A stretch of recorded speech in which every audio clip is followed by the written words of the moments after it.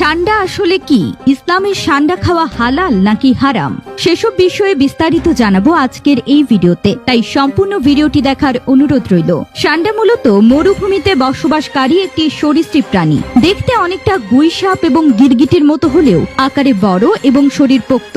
আরবি ভাষায় একে দাব বলা হয়। এর বৈজ্ঞানিক নাম ইউরোম্যাস্টিক্স। মধ্যপ্রাচ্য, বিশেষ করে সৌদি আরব সহ বিভিন্ন মরু অঞ্চলে এই প্রাণীটি দেখা যায়। আরবদের কাছে সান্ডার বিরিয়ানি অধিক জনপ্রিয় একটি খাবার। সাম্প্রতিক সময়ে এই প্রাণীর তেল, যা সান্ডা তেল নামে পরিচিত, এটি যৌন শক্তি বৃদ্ধির ঔষধ হিসেবে বাজারে বিশেষ চাহিদা রয়েছে। সহিহ বুখারী ও মুসলিম শরীফে বর্ণিত ইবনে আব্বাস রাদিয়াল্লাহু তাআলা আনহু বলেন, আমি ও খালিদ ইবনে ওয়ালিদ রাদিয়াল্লাহু তাআলা আনহু রাসূল সাল্লাল্লাহু আলাইহি ওয়াসাল্লামের সঙ্গে ছিলাম।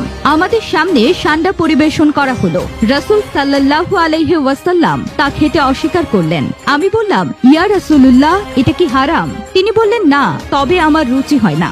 সংক্ষিপ্তভাবে বলা যায়, কুরআনে সরাসরি নিষেধ নেই। রাসূল সাল্লাল্লাহু আলাইহি ওয়াসাল্লাম নিজে খাননি, তবে খেতে নিষেধও করেননি। সাহাবীরা তার সামনেই খেয়েছিলেন। হানাফি মাযহাবের মতে অপছন্দনীয় হলেও হারাম নয়, তবে স্বাস্থ্যগত ঝুঁকি থাকলে কিংবা সন্দেহজনক উপায়ে প্রস্তুতকৃত তেল বা খাবার এড়িয়ে চলাই উত্তম।